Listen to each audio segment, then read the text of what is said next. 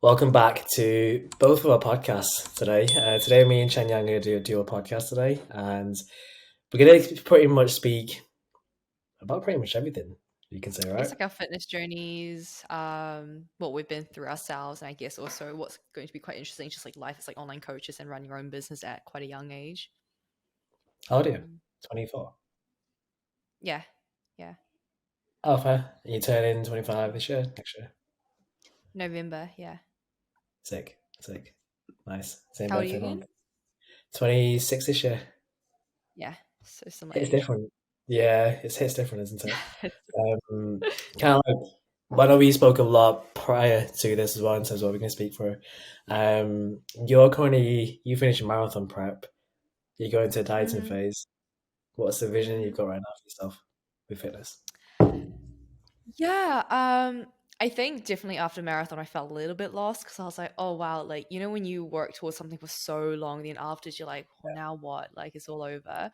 I'm going to be doing another marathon like at the start of next year, so it's not all over. I do want to get better in that. But right now, just a small dieting phase before Bali. So I'm doing a photo shoot in Bali, and it's been probably like a good year since I dieted or even like worked on any sort of physique goals. So it was more from like a mental standpoint of like I kind of miss being disciplined with food because I think obviously cutting does require that little bit extra discipline in there, and I just miss having that sort of challenge in terms of having a physique goal.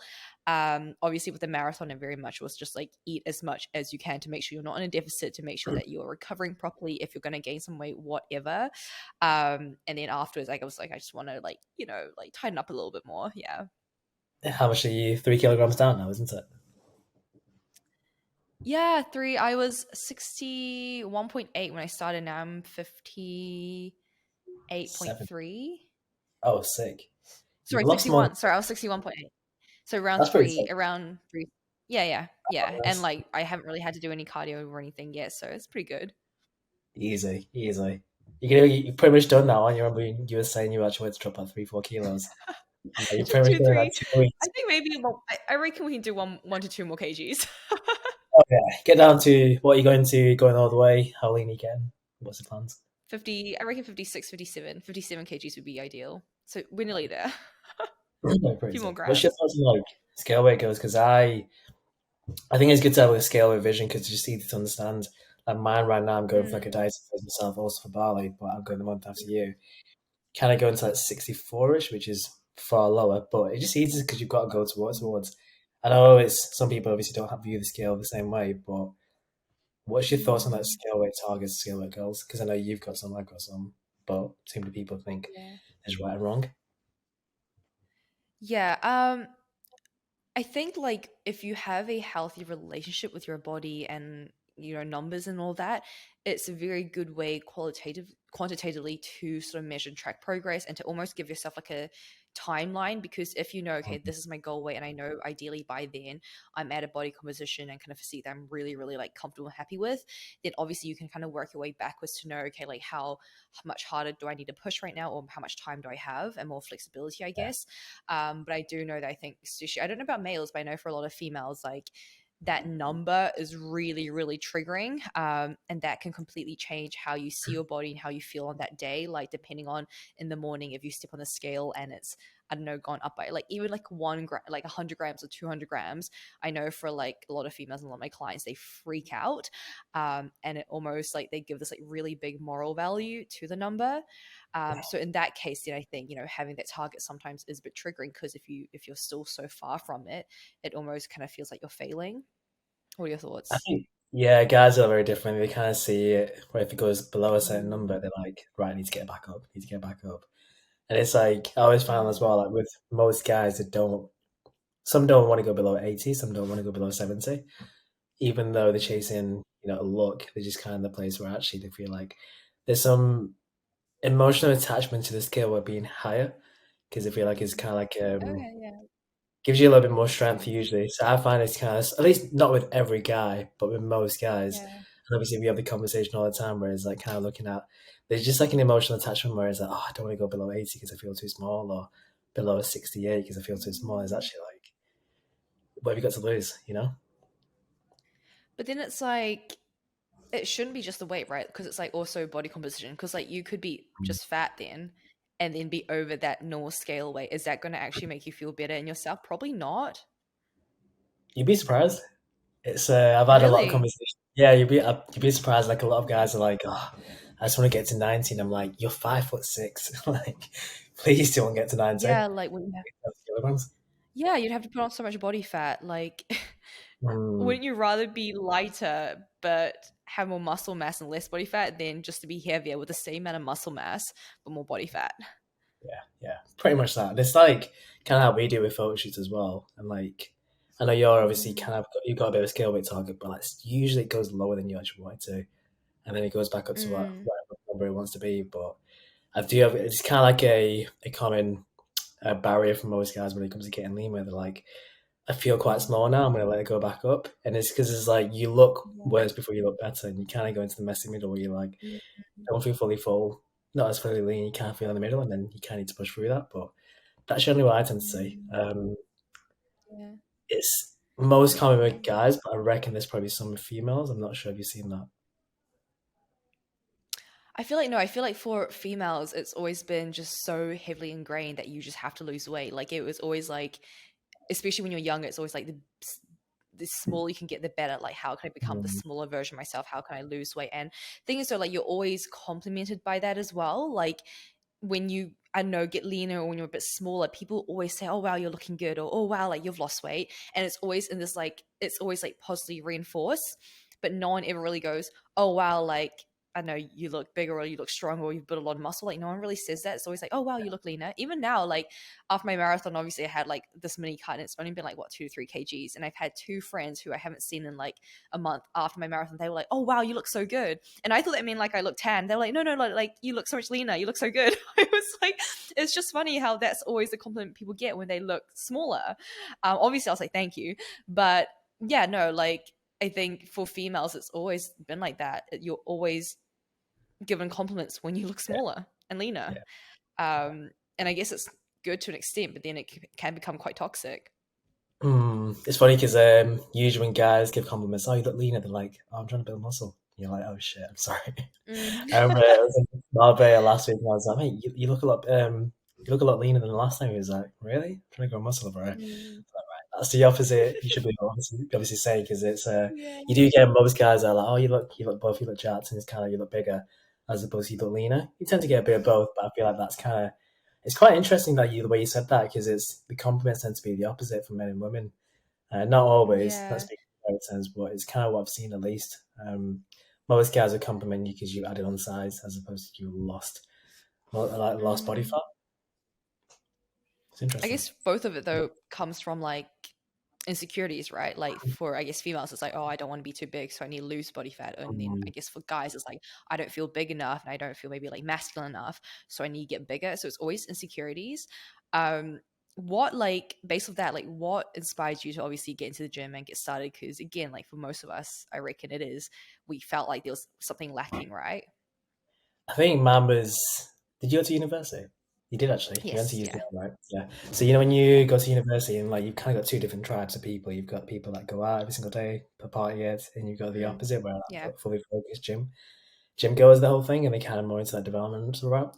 I was kind of pulled Mm, between both things, and I initially started off here, going down more the party route, and I actually realized mm, confidence is low, energy is low. I was like kind of feeling like I was second best most of the time, and then mm, that started to get into more training, and then what was quite interesting as soon as I got into training, I just because I have like you can say that an all or nothing approach to most things, where I'm like I'm mm, either gonna be in, I'm gonna be out, and it's not like I'm gonna have one foot on the beach and one foot on the boat. So it's kind of like I almost left to go to the other, but as soon as you go into fitness, I was like, you kind of feel like you've got purpose within your day.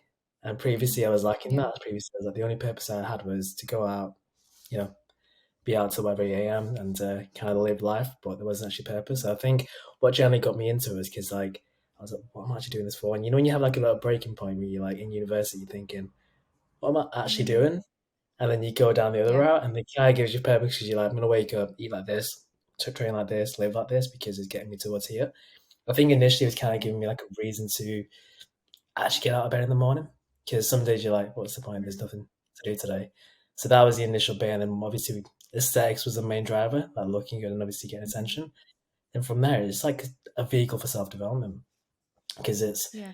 We're going to speak about this as well later on because I'd be curious to obviously hear from your from, but like when you went through the Mm-hmm. marathon, you obviously see a lot of benefit from a mental edge as opposed to a physical edge. Mm-hmm. And that's Yeah. kind of what keeps me in it. So what got me in there was purpose, obviously aesthetics, looking great, getting the attentions, kind of not being a second best. And then what keeps me there is like, Mm-hmm. it's almost like a vehicle for personal development. Whereas if I do a photo shoot, I'm not bothered about the outcome. I'm more focused on the process and is like more process driven. Yeah.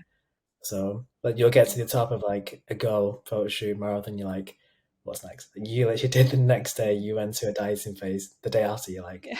oh, I don't like staying here. Don't like staying in the top. Let's climb the next thing. So, I think now it's a lot more because it's process oriented because the value adds to my life. And when I'm on top of this, when I train, you can see it. Like when I don't, you can see it. So it's more like a for a Mhm. personal edge. So, bit of Yeah. that. But how about you?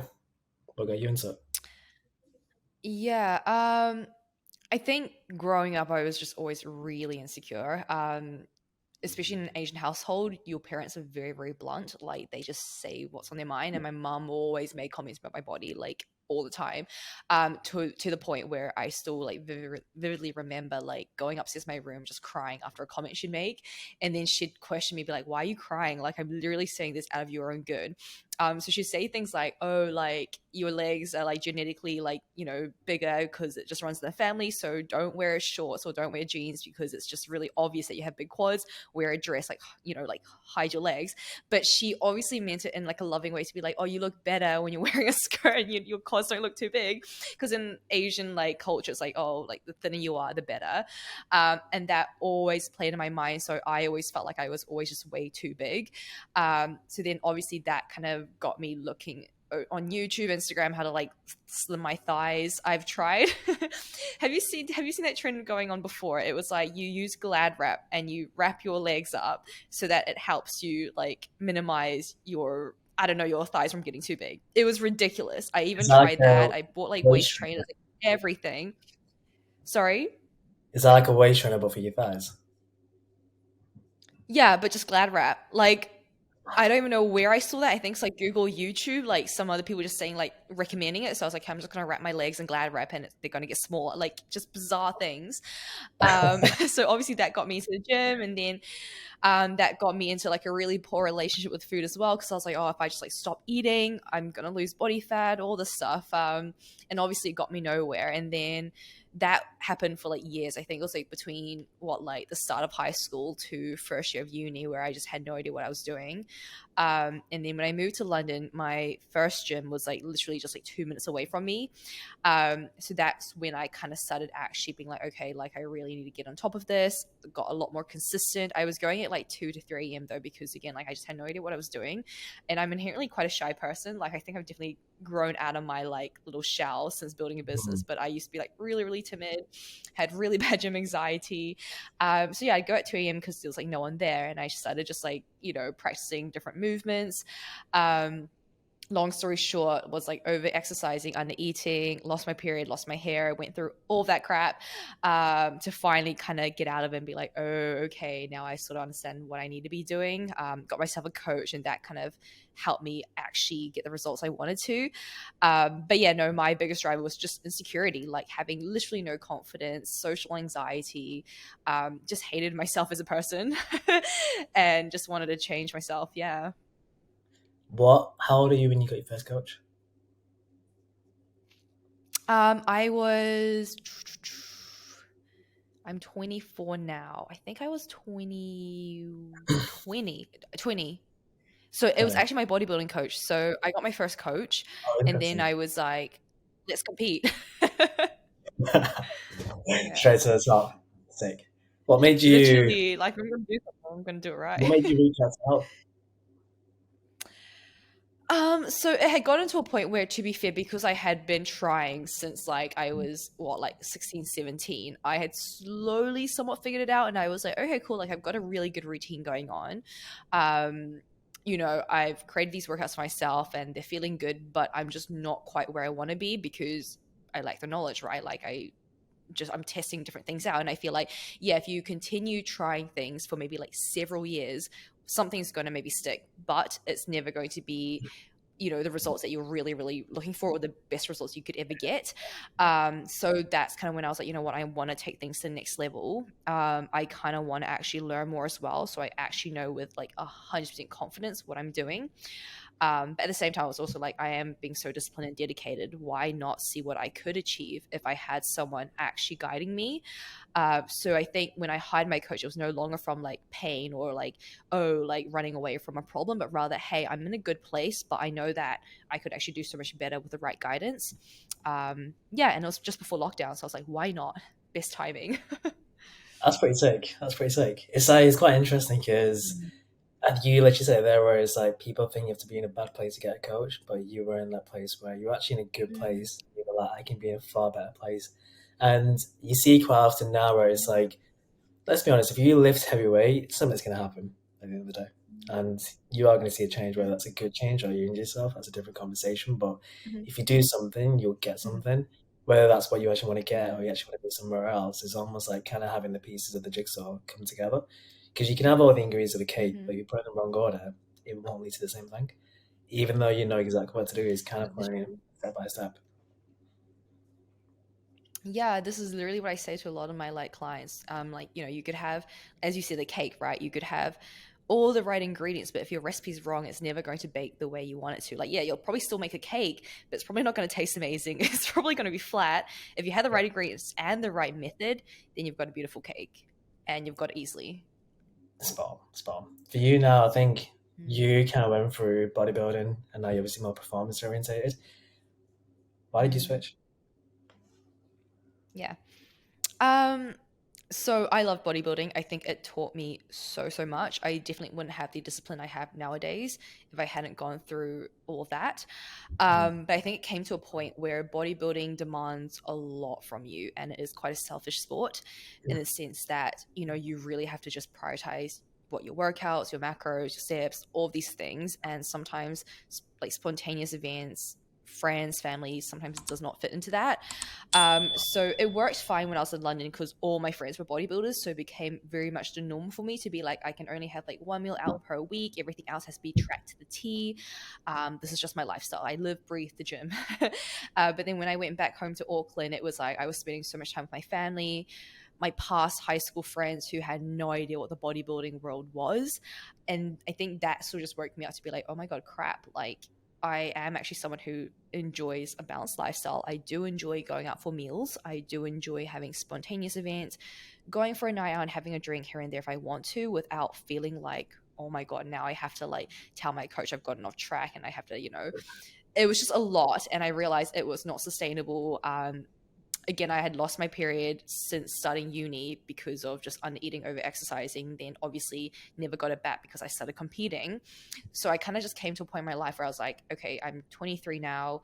I know I'm young, but I want kids in the future. I want to be healthy. I want good hormonal health, and I'm not going to get there if I continue bodybuilding. And then I guess because I'm someone who is goal driven, I was like, well, what else can I focus on my fitness journey that's going to push me mentally? And that was, okay, performance. Like, let's actually just focus on what I can do with my body. Doesn't mean I don't have physique goals. Like, I still want to look good, but you can still look good whilst having balance and not being so strict.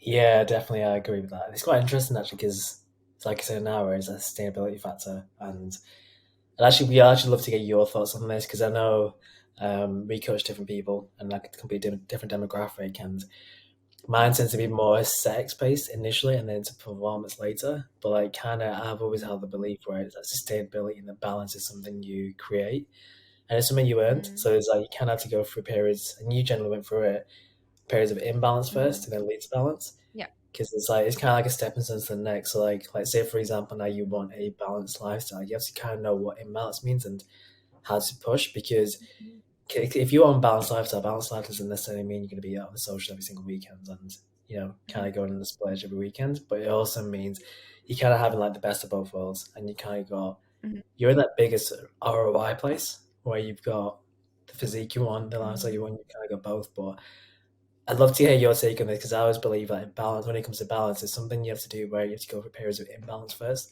which then leads to balance long mhm. term. It's actually a much better balance. What do you think of that? Yeah. I agree, and I think balance is going to look very different for different people, and it's also going to look different in different phases of your life and what goals you have as a priority right now. Also, you have to remember, like, if you're currently in a place where you're not happy with your body, maybe you're overweight and you're actually unhealthy, you've never had like proper balance because the only reason why you're overweight and unhealthy right now is because you were probably Imbalance. leaning towards overindulgence way too much, right? And instant gratification. So, well, then if you're all the way on this side right now, how do you get to that side? Well, then you're going to have to practice some imbalance, but more geared towards optimizing your health, really Mm. being more strict with your nutrition for a while, right? Saying no to those things that you've always said yes to, so that then you can slowly ease back to that kind of more balanced life. But even then, it's like you don't want 50-50 of like junk food and whole foods, right? Like you kind of still want to actually understand that balance is not 50-50, but rather maybe like more 80-20 or 70-30. At least that's how I see things. Yeah, completely agree with that. And kind of like to dive away from fitness. How's things in terms of Mm. mental performance right now? What do you mean? It's like the mental game. How are we feeling right now? On a scale of 1 to 10. You Mm. can't say 7. How I'm doing right now mentally, or Mhm. yeah, I think I would say a five. In all honesty, What's the gap? yeah, I think I was listening to this podcast and they were saying, being an entrepreneur and owning your own business is the best form of like personal development.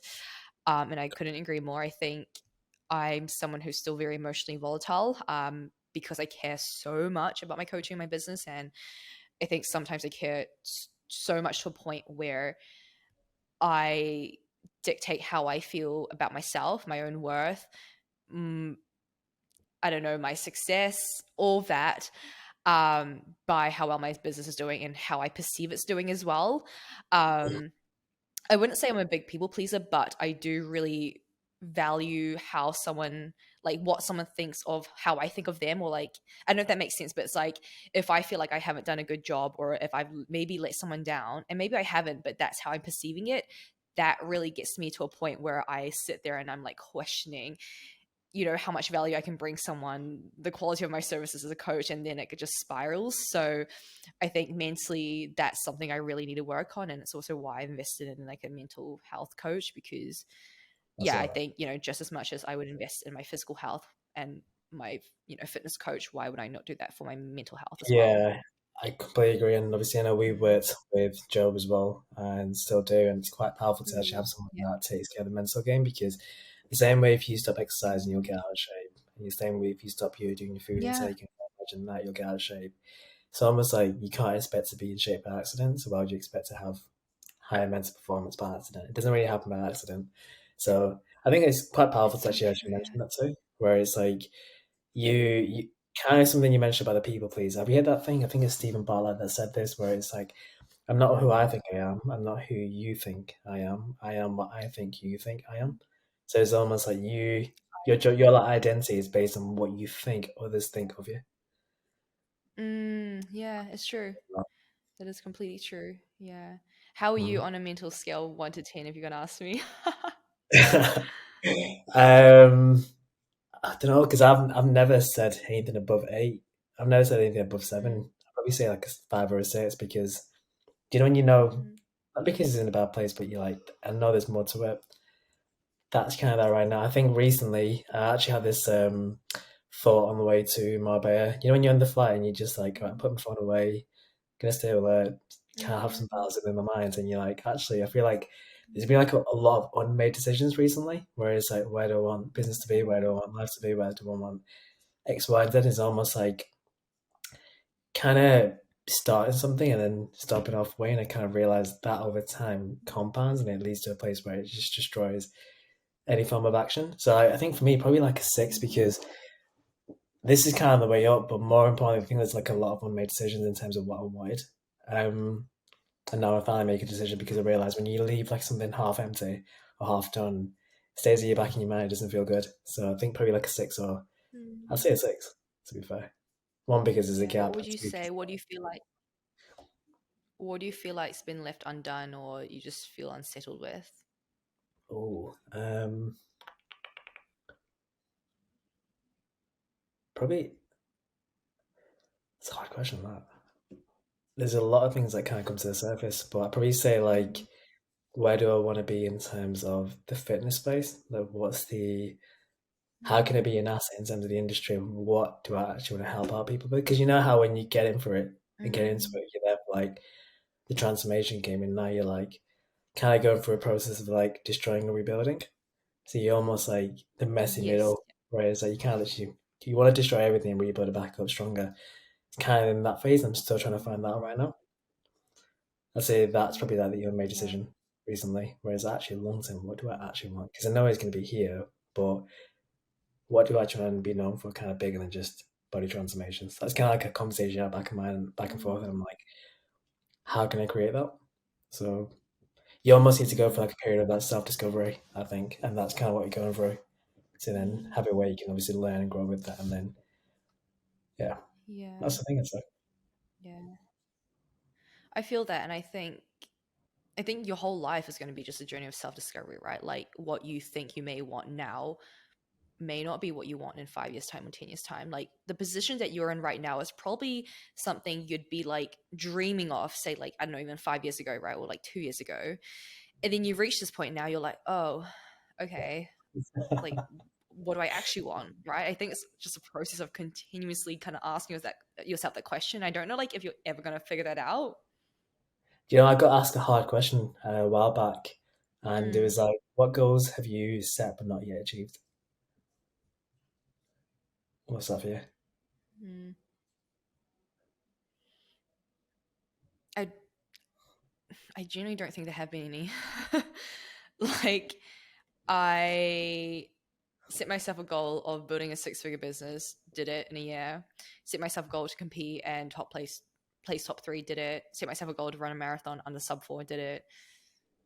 Like I think that's also the problem, right? Like when you set yourself goals and you always just ticking them off, it's almost like it becomes so almost like unfulfilling because you're like, oh, okay, ticked off, what's next, what's next. I think when you get to that point, I think a better question that you need to ask yourself, and it's something I'm asking myself, is like, why do I always have to like set myself these goals, and why do I never feel fulfilled completely when I do reach them? Because like you'd think like, Interesting. oh, it's amazing that you've set these goals and you've actually achieved them, but for some reason I'm still like something's still missing. You know what? That's interesting you say that because do you ever like get a compliment and you're like, I don't believe it. Someone's like, "Oh, you did well, Yeah, Chenyang," or you smashed it, and you're you're like, like, no, really? That's good though, right? literally Because it's like amazing. you're like the thing is you don't believe it. That's why you don't take it. And it's like easy to deflect it, and I think I know exactly what it is as well because like someone's like, "You're actually doing a lot better." Because if we compare to people, say as people that have always been around growing up, almost like we're doing better, but at the same time, you're like, actually, feels like there should be more to this at the same time. And because it's like you're kind of one of those people where it's you're more attached to the process than the destination, so you get to it and it's like that means Mm. fuck all. And then obviously you kind of go through it again, and you kind of go through it again. Like sometimes I'd rather don't want to say this, I want to touch wood, but I'd rather go backwards and stay the same. It's better, right? Touch wood. Touch wood. But generally, that is like any movement is better than no movement. I'd say because when you Yeah. just get to a place where you're like, I don't know what's happening. That's a hard Mm. position to be in. When you're like, right, this is what's happening, or when problems happen, you're like, oh, I'm gonna fix it and grow back stronger from them. That's a good place to be. So Mm. I get what you mean as well, where it's like you've actually kind of set the goals you've always wanted, and then you achieved them, and then you're like, actually, I don't know what's next because now you're in Mm. like a different way of thinking, which is quite powerful, right? So it's the same way when clients get to the end of a fat loss goal and they're like, I don't actually know what's next because I don't think I actually get here. It's almost like how can you think Yeah. hindsight rather than short?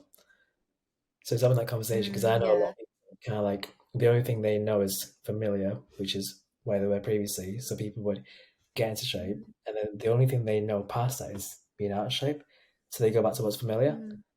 and it's kind of like you'd rather choose It's the familiar mm. hell over the unfamiliar heaven, and it's like looking at that. Yeah, it's like I think Joe's mentioned this before, but like going from point A to point B versus point B to C. So A is like obviously that place of pain. And you see in clients, right? Like it's actually so much easier to run away from pain than to act from abundance and from like pleasure to like seek further pleasure because you just end up comfortable, but then the old habits come creeping back in and you go back to that place of pain. And it's like this inner cycle being like, now I'm in pain. So I'm gonna move away from it. Okay, lose my body fat. Cool. Now I'm in comfort and I'm not really ready to seek that extra pleasure. I kind of can't be asked putting in that work. So I'm going to slip back to old habits and then I gain back the fat again.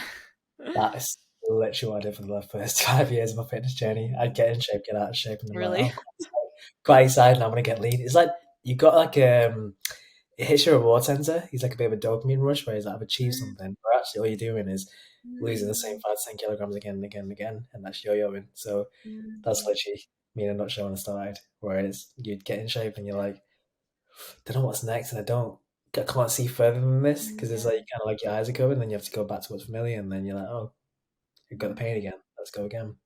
It's got too much pleasure, too much So regret. what made you click? Like what made you go, oh, Um, okay. Because that cycle's very hard to break out of. I'd tell you that actually, it's community. Being around people that are further than you and seeing it, big thing for me. Mm, It's like when you're around people that are in really good shape, you're like, actually, what I thought was a limit, self-inflicted limit, is far mm, more levels to it. So when I started, I'm kind of like someone that loves connecting with people, and I've always held on to that. And that's how we met, actually, to be fair, through social media. And it's quite interesting because when you see people that are doing, you can say far better, and also they're in a different place than you are, it does inspire you. mm, And you've got a community where it's like that mm, community just has a culture of winning. That was what it was for me. mm, So when I was in pure gym and I was working as a personal trainer 5 years ago, everyone was in like mediocre shape. So I thought that was a culture, that was standard, that was the norm. And I was like, this is what I know. And then when you get to a different environment, you're like, actually, there's higher performers there.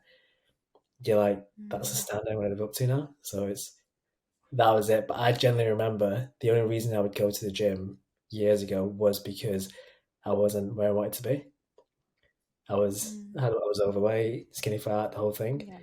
So like that was the drive, and then the only reason I'd push hard was because I can lose body fat, I can look lean, and now it's actually I can stay where I'm at right now, but I'm not going to back because I'm more progress driven. I want to strive for more, but actually it's a different driver. So I think the community and the culture and seeing that was probably that thing, like conversations, Mm, being around people, like kind of like lifted to high standards. Obviously, you lift yourself up with them. I think that was like the breaking point. mm. Yeah. Have Mm. you ever struggled with food? Because I know that, for many people who do have that kind of weight loss and weight gain cycle, it's always to do with how you respond with food, emotional eating, stress eating, right? That's the hardest part, or else you wouldn't see yourself gain weight and lose weight, right? If you have a really good relationship with food. How's that been for you? Do you know? It's actually funny. You said it before when you hired your first coach, and you're like, I'm gonna go compete. Do you know Matty Fazara? Mm, who? Matty Fazara. Yeah. Do you know that Christian Guzman Alphalete tribe? Yeah, yeah. Yeah. Yeah. So he's one of the athletes. I think he's the first one actually. He was my first coach when I Mm, was 19. I was in first year university, and I yeah. literally said to him, "I'm going to compete." I don't know why. I thought I had a lot more muscle than I did, and I got super Yeah. lean, and it was skinny. Still had a lot more body fat to lose. I think we went from 78 down to 62 kilograms, 16 weeks. Oh So my 16 gosh. kilograms in like 16 weeks, I think it was. And then towards the end, what would happen is, but I committed to like 20 weeks, and then at that time I wasn't well educated what happened after the dieting phase. So I was like, he's like, right, we're gonna go to reverse diet. I was like, no, I'm just gonna keep on doing this. I quite enjoy it, and I was very stubborn. I was like, oh, I'll just keep doing this as a part of my Mm. lifestyle. I'm gonna keep dieting forever to stay lean. I think in that first month when I started working, guess how much I gained How much you gained in 30 days? in the first month? 5 kgs? 10 kilograms.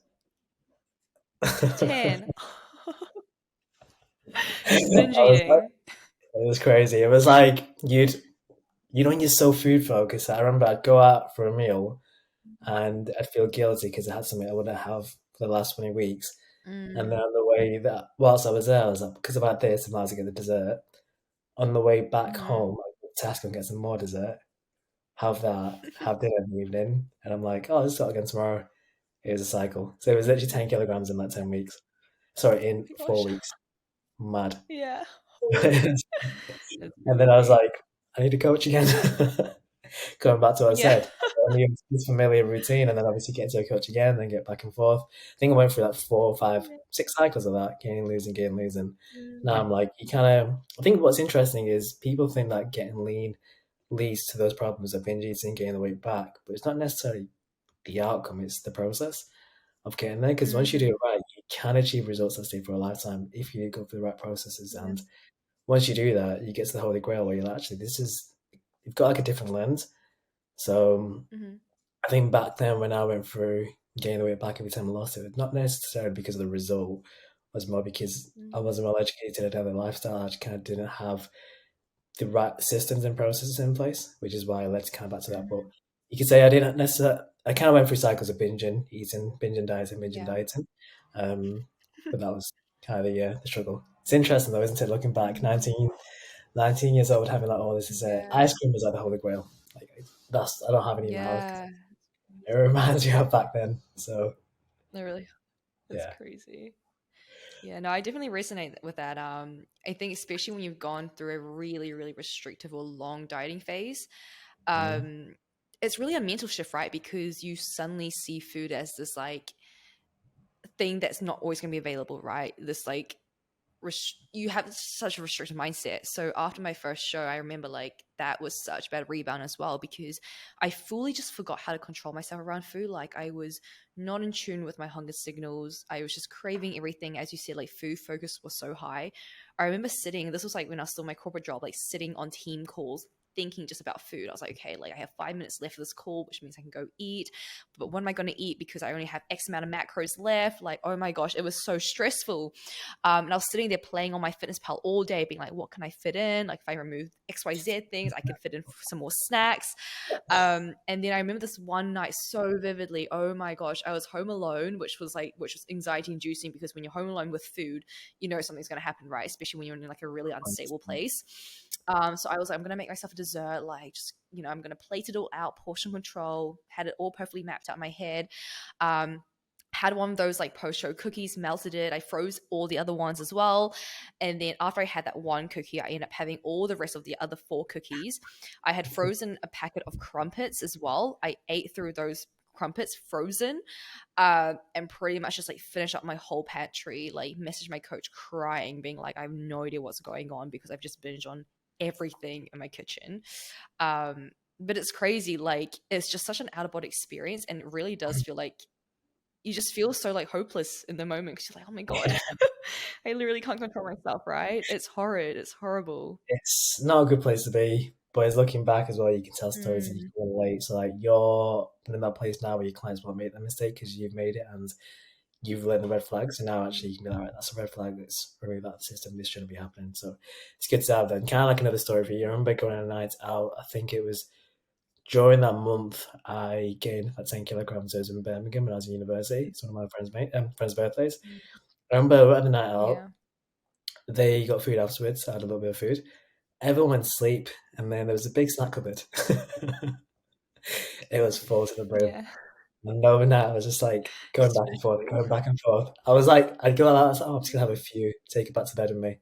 So, oh, another one will hurt. Back and forth. And I'm like, in the morning, I had to leave them like 30 quid there. I'm like, I'm so sorry. So I Oh just no, literally finished yeah. some snacks. It was like biscuits. I think it was like easily like 6,000 calories in like an hour or something. I'd say. Yeah, Crazy. it's But crazy. that's what happens, right? When you go from Yeah. extreme, it's like kind of your body works against you because it's in a place where it's hunger signals are kind of out of whack. You don't know when you're hungry or full, and there's a lot of like an Mm, emotional way of eating because you're trying to like obviously fill in the void. So it's also looking at that. So mm, like when we diet people down, that's obviously like a red flag we look after. And we're in a place where we're like, all mm, right, that shouldn't be happening because we've been through that. It's not a good place to be. We can obviously make sure we offset it from the get go. So definitely that. Question for mm, you: do you switch off mm. From work. day to day work training? Mm. Do Do you get much time off? No, I find it very hard to I find it very hard to switch off. I don't think I've switched off for like 3 years. I Do you literally feel like don't remember guilty the for last time I that? switched Or off completely. do you feel guilty Huh? for that? Do you feel guilty for it? No, I would say it's the opposite. I would feel guilty if I do switch off. It's something I'm trying to learn to do better. Um, So I do take myself out for maybe like half days off now, but even then it's like my mind doesn't stop working. So I could be away from my phone or away from something, but I'm still like, okay, so what do I need to now do in XYZ days? Like how can I plan my week out? No, I yeah, find it very hard. yeah, 100%. It's like staying present is quite hard, isn't it? As a goal, it's like because you're always like, what's next? What's happening soon? What's happening today? Am I training today? What am I eating? It's kind of like that as well. What do Mm, you think you need to do to switch off more then? Because you mentioned you're taking like half days off, and mm. You know what? I think it's like you need a bigger sort of purpose or why to your life that's outside of business, because it's very easy to be just carried away with this is all I care about in my life and that's all I have in my life. And I made this realization, like I told you like a few days ago as well. And I figured this out a while back. I was like, I actually don't have much in my life outside my business because this is all I've cared about, all I've thought about, right? But I think it's a lot easier for you to switch off or to give yourself time to do other things when you actually know, okay, actually, this is what I value in my life. This is what I need in my life. Yes, business is going to be a big part of it, but there are all these other things that I know actually bring me so much happiness. So I need to pour time into that. Um, and I think, for the last few years, I haven't thought about what actually brings me like happiness and joy and fulfillment. That's not my business. So that's why I don't switch off, right? Because it's like, well, there's nothing else to think about. So I might as well just think about my business. what's happiness? How would you define it? What's happiness? I think that's the hardest question possible to ask someone what's happiness. I don't think if happiness exists, like I don't think if quote unquote what people think happiness is actually exists. I think it's more like fulfillment. I think that's what I want in life, not happiness, because I think happiness is very Mm, fleeting. Um, Fulfillment is actually what brings, I think, a lot more value into your life and it brings purpose, right? Um, so I think if I was to envision saying like my best life, it's a family in the future, two kids, like a nice home with a nice backyard, and you just kind of, I don't know, for me, it's like I think that's happiness and fulfillment, seeing that I've created a life and a future for a family. And yeah, maybe like then being able to say, okay, I've got this family life and then my business life where I've impacted these people, these women. I can see the impact I've made beyond myself. But I don't know. I think happiness is a bit of a myth. I think it's more fulfillment that we want to be striving for. yeah, I completely agree because I remember, I don't know who said this to me, but like you can be happy now and then 10 minutes later you're not happy because something's happened. So it's like a temporary feeling. So when Exactly. people chase happy, it's like Mm, you have if you finish a really good meal, you're quite happy and content. If you get promotion, if you get a short term hit, you're quite happy. So mm, like actually that's not something you want to yeah. be expected to sustain, but obviously joy is a different feeling. I always think I think I was speaking to Karen about this a while back, but mine's like more so abundance. Mm, Like, when you've got yeah. you can kind of do what you want when you want with who you want, not necessarily in a rebellious sense, but you're in that Mm, place where it's actually you've got like a vision where you're like, I feel abundant and I feel like you're in control, right? Because it's like mm, you can yeah. tell how I think your happiness is more dictated by where you perceive your locus of control. So if your control is elsewhere, such as thinking someone else is in Mm, charge of your life, then you're probably going to feel like yeah. there's kind of like a disconnect. But when you're like, actually, I've got full responsibility and there's abundance, you're in a good place. So I've always kind of seen it where I'm not really chasing happiness because I'm not really that fussed because I know there's people that chase happiness and I've spoken to them and I'm like, you've still got struggle, but I'd rather have it whereas there's abundance in that sense. And I know for me to have that abundance lifestyle and the mindset, you can say that's kind of a vision. Yeah. Um, that answer may change, but that's kind of where I'm thinking right now. What does your happy or abundant life look like? Oh, I think having a surplus where I can help others, like Mm, family members. So like we last October, we lost a lot. Obviously, my mom she takes care of my grandma, and when she was taking care of my grandma, she was yeah. like a full time carer for her, and she didn't work. And then she was Mm, like, right, when my grandma passed away, what happened is her salary got cut to zero. So she's like, shit, I need to get a job. And for Mm, me, I've kind of worked pretty much my whole life, and I was like, right, actually, let's leave it there. I'll take care of it. And to be able to do that, to be able to like be like, actually, you mm, can take your mum out of a job and have it where she can kind of like do yeah. what she wants when she wants is quite like a powerful thing. And I feel like for me, my needs are met, and it's like abundance is where you can help others meet their needs. So, like Mm, coaching is like a big thing for me, or being able to help people, like family or friends, etc. Being able to travel is probably a big thing. So, like if I were to say I want to go to Dubai tomorrow, or if we're like a community of guys and girls in Dubai, I might want to do an event next week. Being able to do that, there's no like, there's nothing stopping you from doing what you want when you want. That's kind of the thing. mm, I say that's mm, probably like an abundance thing where it's yeah. actually, you kind of got what cards you want to play today, in a sense. Yeah.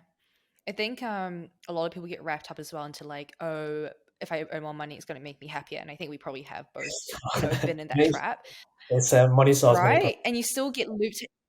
Yeah, and then you get sucked back into that, and it's like actually it's the impact that you can make that actually brings a lot of happiness, right? Like what you can do for others, like for example, your Mm. mom or your parents or your clients or people you've never met, like what you can actually do for them because of the position that you're in right now. I think that's what brings a lot of like happiness and then fulfillment, obviously that feeling of abundance, right? Because you could do so much for others and you know that you can because you're in a really capable position. It's not really the money, I guess. Like money does help, like to a point.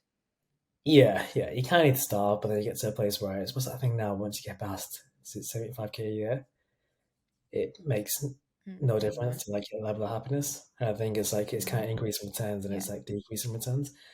And it's quite funny because I speak to a lot of Mm, people where they actually do very, very successful, but one, they don't feel like they are, but two, actually, they've kind of mm, experienced a higher level of what wealth would give them, and everything extra is like actually, even though they're striving for more, which is mm, powerful because you always should, you're in that place where actually you kind of need a bigger vision in a sense. Um, mm. I think it's quite Yeah. interesting because I know there's the whole concept of that money mindset, how it's people always think that money solves all the problems, or well, say have abundance here, it'll solve all Mm, areas, but actually there's probably a lot more to it. Even though we will solve a lot of problems, and it gives you like a little bit of a net where it's you're safe, you're kind of in a safe environment, where nothing can go wrong because you can back yourself. Then there's also more to it. To be fair. mm. Yeah, that's true. Yeah. If you could, for those listening to this podcast, if you could leave them with like one advice, a piece of advice that maybe you wish you knew 5 years ago, that could be Mm. either fitness or, business, mindset, whatever it is, what would you want them to take away?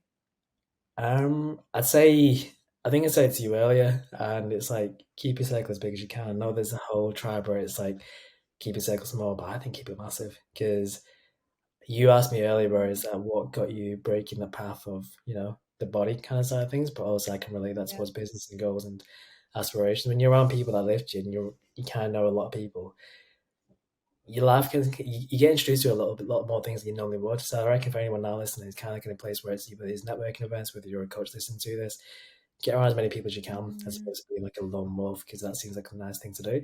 I'd say just keep it massive. Obviously, you want to be selective and have the right people there, but don't be tight and confined to what you know.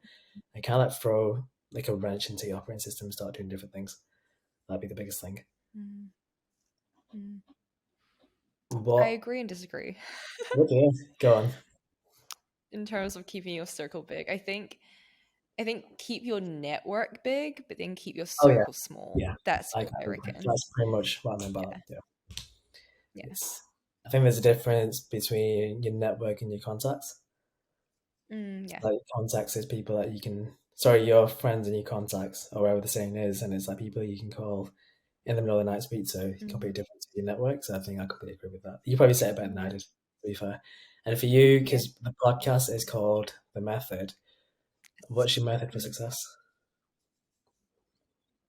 My method for success: take more risks, have more failures, because you get nowhere by staying in your comfort zone. And I really do think like so many people, they have so much potential, but they limit their own potentials because they're not willing to take risks. They're not willing to bet on themselves. They're not willing to fail. The more you fail, the more likely you're going to actually succeed, right? Because there's only so many times that you can fail until you do something that's correct and that actually leads you to success. So I think just stop holding yourself back. The method to success is literally just jump. like just jump, because what's the worst that could happen? Fail forward. Yeah, Yeah, yeah. 100%. It's like kind of doing different things and obviously failing forward, because if it goes wrong, you've still made a step forward, and yeah, good big brother that. Yeah, exactly. And Yeah. for anyone listening on my podcast, where can they find you and connect with you? Yeah, so that's on Instagram, that's cz.fit. YouTube is just my full name, Chenyang Zhao, ChenyangZhao. And for those on my podcast at the moment, the Aspired podcast, where can they find you? So it's at ir.tars on all platforms, Instagram, social media, TikTok, pretty much everywhere. So thank you very much for Do you having want to me. And spell that out? yes, I do actually. ir.taza. So there's a full stop to Amazing. ir.taza, and that's on Instagram, LinkedIn. I think TikTok is ir.taza1, and YouTube is just my full Brilliant. name. Amazing, cool. Well, it was lovely speaking with you. And for those tuning in, I hope that you guys took a lot away from this. And feel free to screenshot this, tag us over on Instagram. We'd love to see you tuning in. And yeah, we'll see you guys in the next episode. See you all soon. Thank you very much for being on board, and thank you very much for having me. Here's to the next time. Part two Of incoming. course. Yes.